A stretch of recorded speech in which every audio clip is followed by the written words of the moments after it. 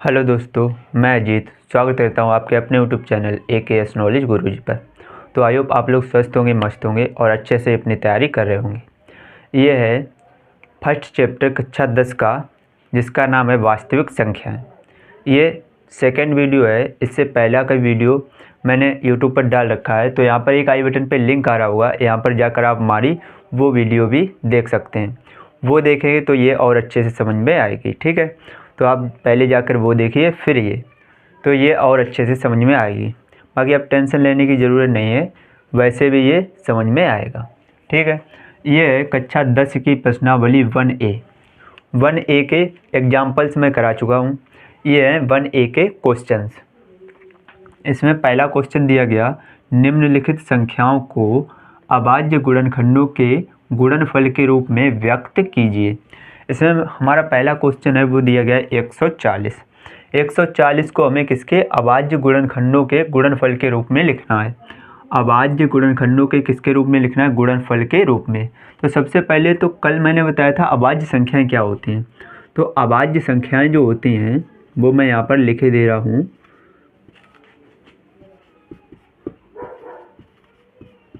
अभाज्य संख्याएं होती हैं वो होती हैं 2, 3, 5, 7, 11, 13। इस तरीके से हमारी अभाज्य संख्याएं चलती हैं।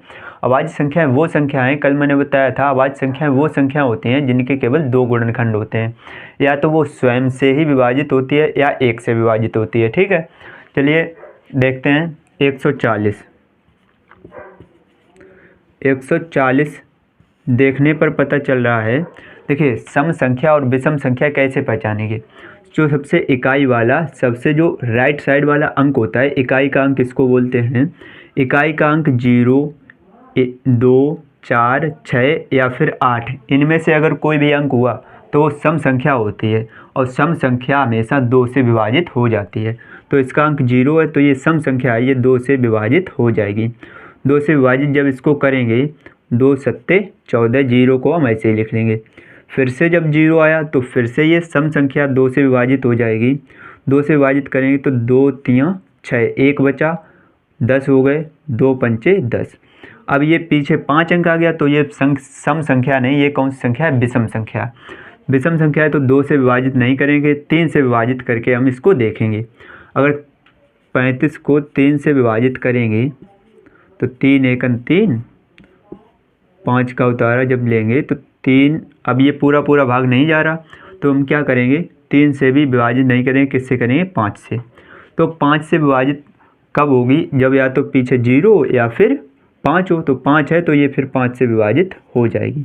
5 से विभाजित करेंगे तो 5 सत्ते 35, 7 आया। अब फिर ये 5 से विभाजित नहीं होगी, फिर किससे? सीधा 7 से ही इसको डिवाइड करेंगे तो 7 एकन 7। अब ये आ गए 140 के अभाज्य गुणनखंड। तो 140 के अभाज्य गुणनखंड क्या है? 2 गुणे 2 गुणे 5 गुणे 7, 2 गुणे 2 गुणे 5 गुणे 7, ये हमारे अभाज्य गुणनखंड आ गए। और अभाज्य गुणनखंडों के गुणनफल के रूप में व्यक्त कीजिए। तो इसमें क्या करना है कि एक अभाज्य संख्या एक ही जगह आनी चाहिए। तो हम यहाँ पर क्या कर देंगे? 140 को इस प्रकार लिखेंगे, 2 गुणे 2 दो जगह लिखे हैं तो हम इसको लिख सकते हैं 2 की घात 2 गुणे 5 और गुणे ये वाले 7।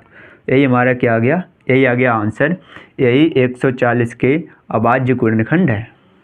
आई होप आपको अच्छे समझ में आया होगा। वीडियो अच्छी लगी तो लाइक कर दीजिए और चैनल पर अगर पहली बार हो तो चैनल को सब्सक्राइब कर लीजिए। चलिए नेक्स्ट क्वेश्चन देखते हैं। सेकंड क्वेश्चन है 156। 156 को भी हमें अभाज्य गुणनखंडों के गुणनफल के रूप में व्यक्त करना है। तो 156 के सबसे पहले तो हम क्या करेंगे? अभाज्य गुणनखंड। तो जब इसके अभाज्य गुणनखंड करेंगे तो सबसे पहले तो देखने पर ये लग रहा है पीछे 6 है, इकाई का अंक 6 है, तो फिर ये कैसी संख्या है? सम संख्या। और सम संख्या 2 से विभाजित हो जाती है।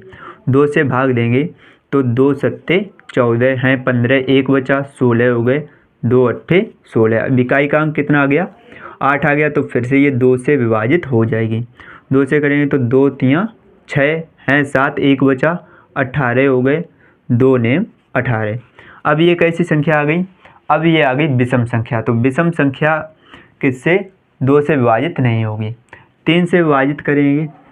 देखने पर पता चल रहा है, देखो 9 और 3 12, 12 अगर इनको जोड़ने पर अगर 3 + 9 जोड़ेंगे तो कितना आ गया 12। अगर ये 12 3 से डिवाइड होगा तो फिर ये पूरी संख्या भी 3 से विभाजित हो जाएगी। तो 12 3 के पाड़े में आते हैं तो ये 3 से विभाजित हो जाएगी। 3 एकन 3, 3 तिरका 9, 13 आ गए। 13 एक कैसी संख्या है, अभाज्य संख्या है, तो फिर ये 13 से ही विभाजित होगी। 13 से इसका विभाजित करेंगे तो आएगा 1। अब ये आ गए 156 के अभाज्य गुणनखंड। तो हम लिखेंगे 156 के अभाज्य गुणनखंड क्या आ गए, 2 गुणे 2 गुणे 3 गुणे 13। ठीक, अब 2 गुणे 2 दो जगह लिखे हैं, तो सेम पिछले क्वेश्चन की तरह से 2 की घात 2 गुणे 3 और गुणे ये वाले 13। ठीक है, ये आ गया हमारा आंसर।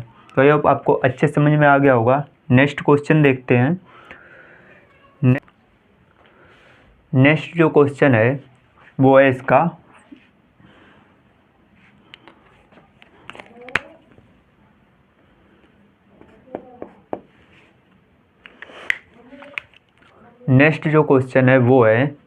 पहले का थर्ड पार्ट। इसमें दिया गया 5005। तो 5005 के भी हमको अभाज्य गुणनखंड करने हैं। तो देखिए कैसे करेंगे। सबसे पहले तो 5005 इधर लिख लेंगे।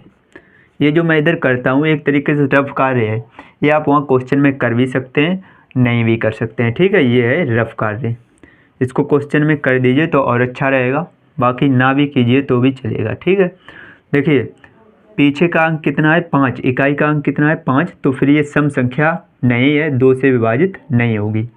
फिर क्या करें, इनको जोड़ कर देखेंगे तो 5 में 0 जोड़ेंगे 5, फिर 0 जोड़ेंगे 5 ही रहेगा, और 5 5 10। तो 10 3 से विभाजित नहीं होगा तो फिर संख्या भी 3 से विभाजित नहीं होगी। तो सीधा 5 से विभाजित करेंगे तो 5 से ही हो जाएगा, 5 एकन 5, 0 को ऐसे ही लिख लेंगे 5 एकन 5। अब ये आ गया 1001। अब 1001 जो संख्या है ये भी विषम संख्या है, तो फिर ये किससे विभाजित होगी, 5 से तो होगी नहीं, ये होगी 7 से विभाजित। 7 से विभाजित करेंगे तो 7 एकन 7, इधर आप भाग करके देख लीजिए 1001 लिखा है, 7 से विभाजित करें तो 7 एकन 7, 3 बच्चे 0 आ जाएगा, 7 7 चौको 28, 2 बच्चे 1 आएगा, 7 तियाँ 21। ठीक है, अब ये पूरा भाग 7 से गया कितनी 143 बार। ठीक है, अब ये कितने से विभाजित होगा, ये देखिए 7 से तो अब विभाजित होगा नहीं, 7 से विभाजित नहीं होगा तो किससे करेंगे 11 से। 11 से विभाजित करें तो 11 एकन 11 हैं 14, 3 बचे 33 हो गए, 11 तियाँ 33। 13 एक कैसी संख्या आ गई, अभाज्य संख्या, तो फिर ये 13 से ही विभाजित होगा। 13 से विभाजित करेंगे 13 एकन 13। तो 5005 के जो अभाज्य गुणनखंड आए वो आए 5 गुणे 7 गुणे 11 और गुणे 13। ये आ गए हमारे 5005 के अभाज्य गुणनखंड। कोई भी संख्या रिपीट नहीं हो रही है तो इसको हम घातों के रूप में नहीं लिख सकते हैं। ठीक है, चलिए नेक्स्ट क्वेश्चन देखते हैं। नेक्स्ट जो हमारा है वो है पहले का फोर्थ पार्ट। फोर्थ पार्ट में क्या दिया गया 3825। तो 3825 के हमें क्या करने हैं अभाज्य गुणनखंड। 3825 अभाज्य गुणनखंड जब करेंगे तो इकाई का अंक देखने पर कितना है 5 है, तो 5 एक विषम संख्या होती है, तो फिर ये 2 से विभाजित नहीं होगा। 3 से देखेंगे, इनको जोड़ के देखें 8 3 11, 11 और 2 करेंगे तो 13, 13 5 18। तो 18 18 3 के पाड़े में आता है, मतलब 3 से विभाजित हो जाता है, तो फिर ये पूरी संख्या भी 3 से विभाजित हो जाएगी। 3 से इसको विभाजित करेंगे तो 3 एकन 3, 3 दूनी 6 हैं 8, 2 बचे 22 हो गए, 3 सत्ते 21, 1 बचा 15 हो गए, 3 बच्चे 15। अब फिर से इकाई का अंक 5 आया, तो इसको जोड़कर देखेंगे अगर 3 से विभाजित होगा तो पूरी संख्या भी 3 से विभाजित हो जाएगी। तो 1 और 2 3, 7 3 10 और 5 15 3 से विभाजित हो जाता है, तो फिर ये संख्या भी 3 से विभाजित हो जाएगी। 3 से विभाजित करेंगे तो 3 चौके 12, 3 दूनी 6, 1 बचा 15 हो गए, 3 बचे 15। अब ये कितना आ गया 425। जोड़कर देखेंगे अगर 3 से विभाजित होगा तो संख्या भी 3 से विभाजित हो जाएगी। तो 4 2 6, 6 5 11, 11 3 से विभाजित नहीं होता है तो संख्या भी 3 से विभाजित नहीं होगी। 3 से नहीं होगी तो 3 के बाद किससे हम करेंगे 5 से। 5 से विभाजित करेंगे तो 5 अट्ठे 40 हैं 42, 2 बचे 25 हो गए, तो 5 25 5 आएगा। फिर से ये 5 से विभाजित हो जाएगा। 5 से करेंगे तो 5 एकन 5 हैं कितने 8, 3 बचे ना 35 हो गए, 5 सत्ते 35।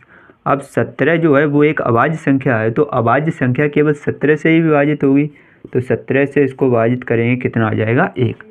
तो ये आ गए 3825 के अभाज्य गुणनखंड। तो इसको हम लिख लेंगे 3 गुणे 5 गुणे 5 गुणे 17।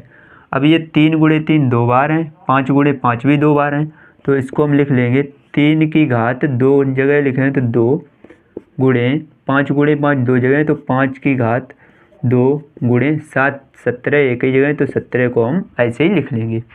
तो ये आ गए 3825 के अभाज्य गुणनखंड। आई होप आपको अच्छे समझ में आया होगा। चलिए नेक्स्ट क्वेश्चन देखते हैं। नेक्स्ट क्वेश्चन है पहले का ही 5th पार्ट। इसमें दिया गया 7429। तो 7429 के भी हमको क्या करने हैं अभाज्य गुणनखंड। देखिए कैसे करेंगे। सबसे पहले तो 7429 लिख लेंगे। देखिए इकाई का अंक 9 है, तो 9 एक विषम संख्या होती है, तो ये पूरी भी विषम संख्या है, 2 से तो विभाजित नहीं होगी। 3 से कैसे देखेंगे, इन सभी को जोड़ लीजिए।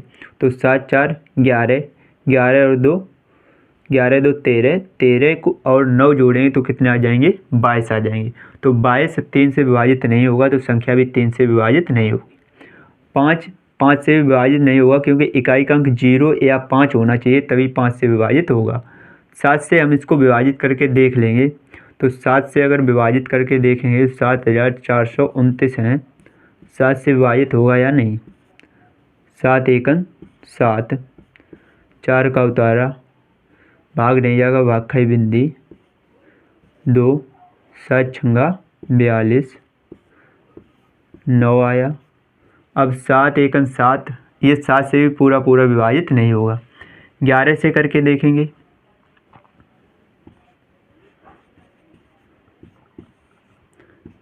11 से करेंगे तो 11 छंगा 66, कितने आएंगे 14 में से 6 गया 8, 8 ही बचेंगे, 2 का उतारा 7, 11 सत्ते 70, 12 हो गए, 12 में से 7 घटेंगे 5, 5 बचे 9 आएगा। ये 11 से भी पूरा भाग नहीं जा रहा है। जब 11 से भी पूरा भाग नहीं जा रहा है तो 11 के बाद कौन सी संख्या है 13। 13 से हम इसको विभाजित करके देखेंगे। तो देखिए मैं पहले ही कर चुका हूँ, आप इस तरीके से कर सकते हैं। ये सीधी 17 से विभाजित होगी। 13 के बाद जो अगली हमारी अभाज्य संख्या होती है वो होती है 17, ठीक है। तो 17 से विभाजित करेंगे तो ये 17 से विभाजित हो जाएगी। 17 से विभाजित करेंगे 7429 को, तो कितना आएगा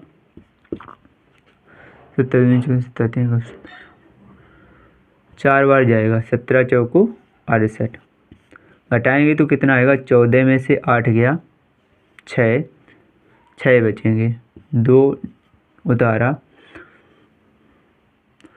17 3 51, घटाएंगे तो कितना आएगा 1 11,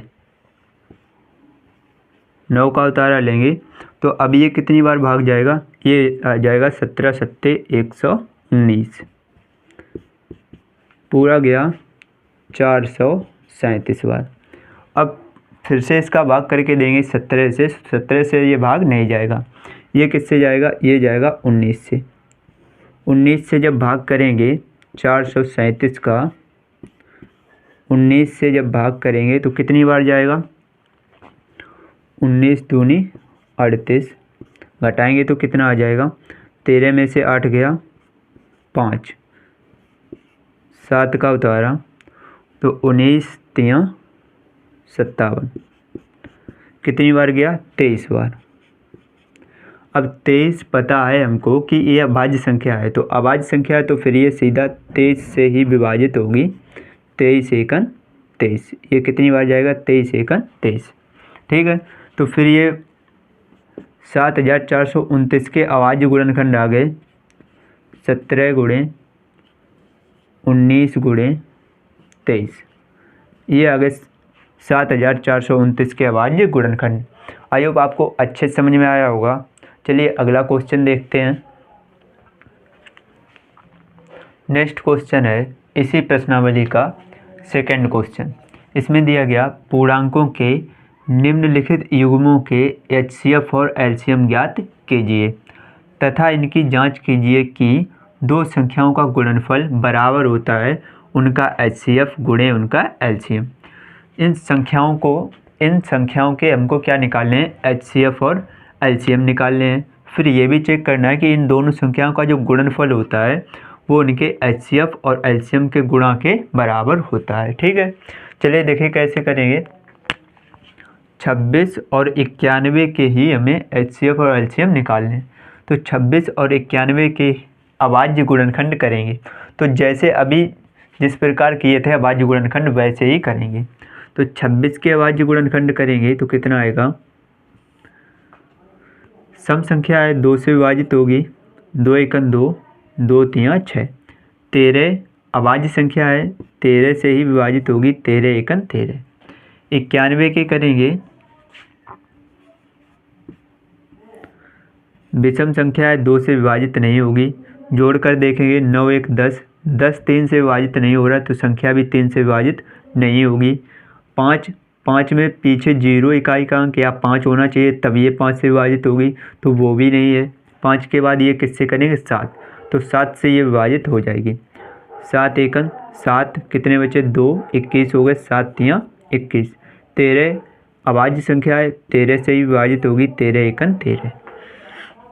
26 के जो अभाज्य गुणनखंड आए वो यहाँ पर लिख लेंगे, कितने हैं, 2 गुणे 13। 91 के अभाज्य गुणनखंड लिख लेंगे, कितने आए, 7 गुणे 13। पिछली वीडियो में मैंने आपको बताया है कि लासा और मासा कैसे निकालते हैं। देखिए HCF देखिए, HCF क्या होता है, जो दोनों के अभाज्य गुणनखंडों में जो कॉमन है, जो दोनों में हो वही क्या होता है HCF।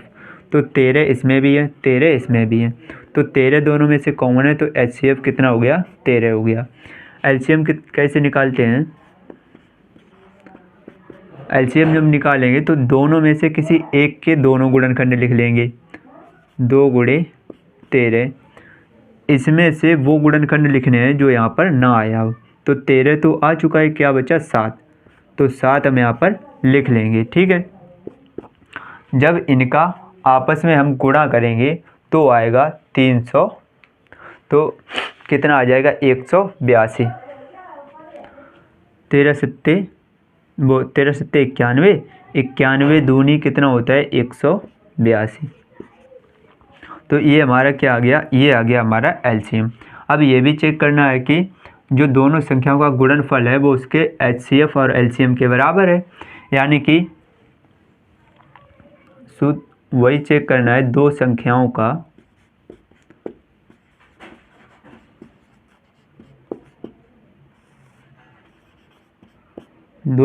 का गुणनफल बराबर होता है उनके LCM गुणे उनके HCF के।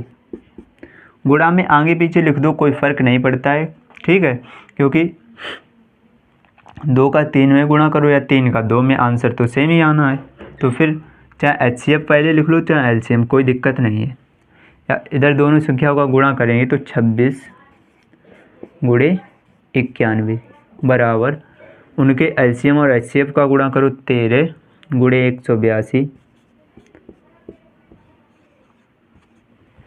गुणा करेंगे तो जैसे गुणा किए जाते हैं उसी तरीके से जब गुणा करेंगे तो गुणा करने पर हमें पता चलता है ये आता है 2366, 2366। जब इसका गुणा करेंगे, गुणा करने की हमें ज़रूरत नहीं है, आप खुद से कर सकते हैं। 13 का जब 182 में गुणा करेंगे तो ये भी आएगा 2366। ये दोनों संख्याएं बराबर आ गई। इससे ये सिद्ध होता है कि दो संख्याओं का जो गुणनफल है वो उनके एचसीएफ और एलसीएम के गुणनफल के बराबर होता है। तो आई होप आपको अच्छे समझ में आ गया होगा। चलिए इसका नेक्स्ट पार्ट देखते हैं। नेक्स्ट क्वेश्चन है इसी दूसरे का सेकंड पार्ट। इसमें दिया गया 510 और 92, यानी 510 और 92 के एचसीएफ और एलसीएम ज्ञात करने हैं। तो एचसीएफ एलसीएम ज्ञात करने के लिए क्या करेंगे, सबसे पहले इनके अभाज्य गुणनखंड। तो 510 के अभाज्य गुणनखंड करेंगे, 0 है यानी सम संख्या, 2 से विभाजित हो जाएगी। 2 दूनी 4 हैं 5, 1 बचा 11 हो गए।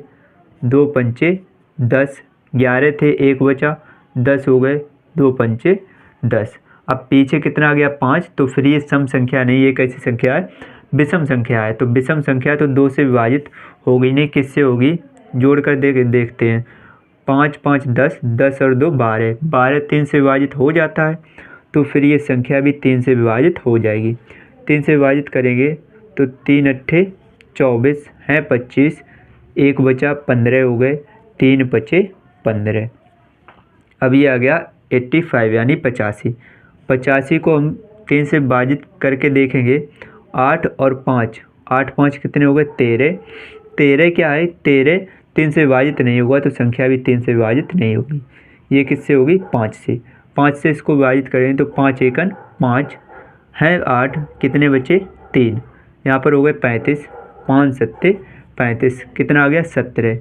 17 एक अभाज्य संख्या है, तो फिर ये 17 से ही विभाजित होगा, 17 एकन 17।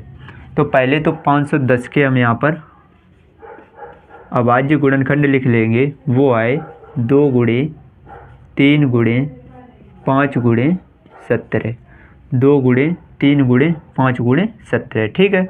इसके बाद 92 के भी क्या कर लेंगे, अभाज्य गुणनखंड। 2 है तो 2 से विभाजित आराम से हो जाएगा। 2 चौको 8, 1 बचा 12 हो गए, 2 छंग 12। इकाई का अंक 6 है, 2 से विभाजित हो जाएगा। 2 दूनी 4 और 2 तियाँ 6। 23 जो आया ये 23 है एक अभाज्य संख्या, तो फिर ये 23 से ही विभाजित होगा, 23 एकन 23। तो 92 के जो अभाज्य गुणनखंड आए वो आए 2 गुणे 2 गुणे 23, ठीक है। सबसे पहले तो इनका हम निकालेंगे एचसीएफ। एचसीएफ जब निकालेंगे, एचसीएफ में जो दोनों में से कॉमन होता है वही होता है। तो इसमें भी 2 है, इसमें भी 2 है, 2 लिख लो। इसमें 3 है, इसमें नहीं है। 5 है, इसमें नहीं है। इसमें 17 है, इसमें नहीं है। तो दोनों का जो एचसीएफ है वो कितना आ गया, 2 आ गया। इसके बाद एलसीएम देखिए कैसे निकालेंगे। एलसीएम में 1 के पहले सभी गुणनखंड लिख लो, 2 गुणे 3 गुणे 5 गुणे 17 गुणे, इसमें से वो गुणनखंड लिखने हैं जो यहाँ पर नहीं आए हैं। तो ये वाले तो 2 आ चुके हैं, ये रहे। ये वाले 2 नहीं आए तो ये 2 लिख लो। गुणे 23 भी नहीं आए तो ये 23 भी लिख लेंगे। तो जब इनका गुणा करेंगे, मैं गुणा पहले ही कर चुका हूँ, आप जब इनका गुणा करेंगे तो आएगा 23,460। कितना आएगा, 23,460। आप गुणा तो इनका कर ही सकते हो आसानी से, गुणा करने की मुझे ज़रूरत नहीं है, ठीक है। अब क्या करेंगे, फिर से उसी का चेक करेंगे। दो संख्याओं का गुणनफल बराबर होता है उनके एचसीएफ और उनके एलसीएम के। दो संख्याओं का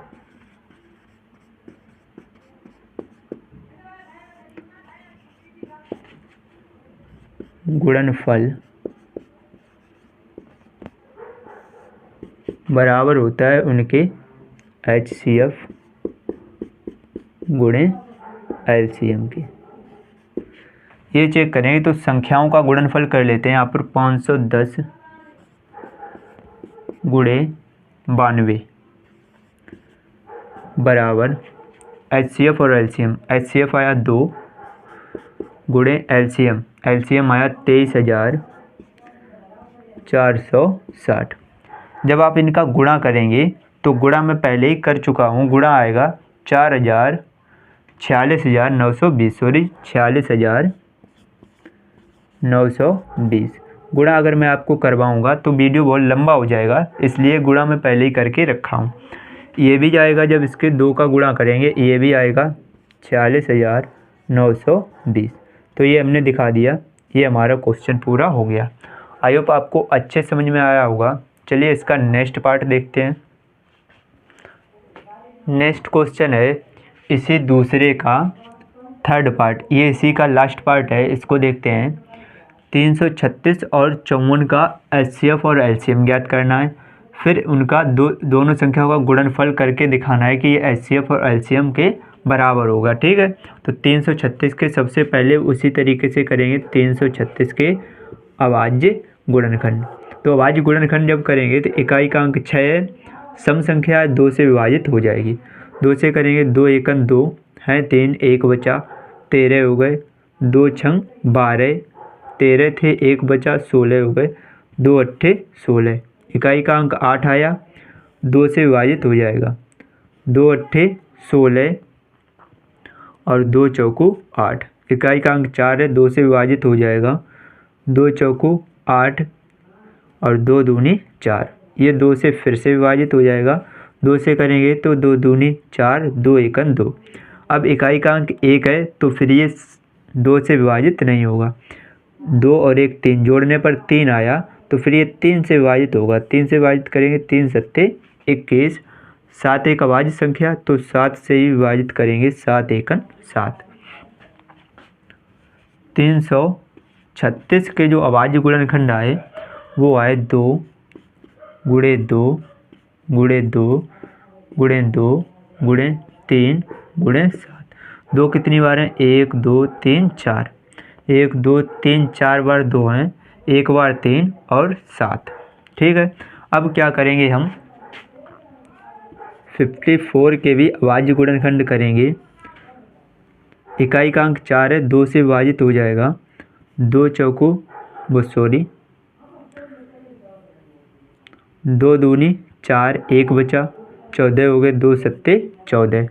अब ये इकाई का अंक कितना आ गया 7, तो फिर ये 2 से विभाजित नहीं होगा, 7 और 2 9, ये होगा 3 से विभाजित, 3 ने 27, 9 भी 3 से विभाजित हो जाएगा, 3 तिरका 9, 3 से विभाजित करेंगे 3 एकम 3।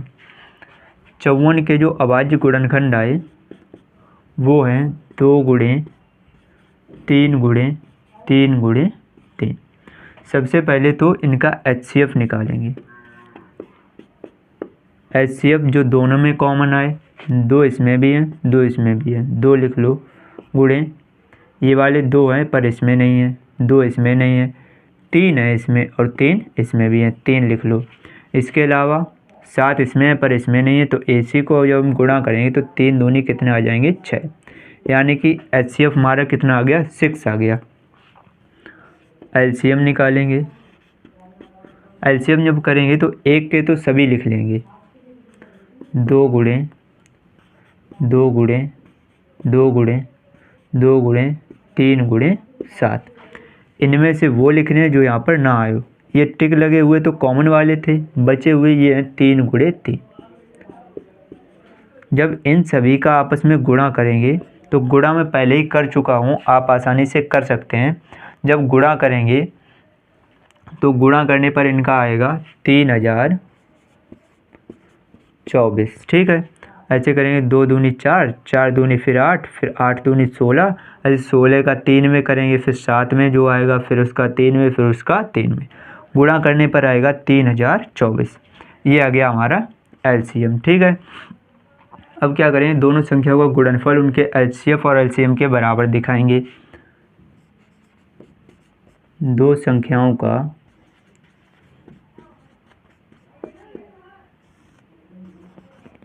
दो संख्याओं का गुणनफल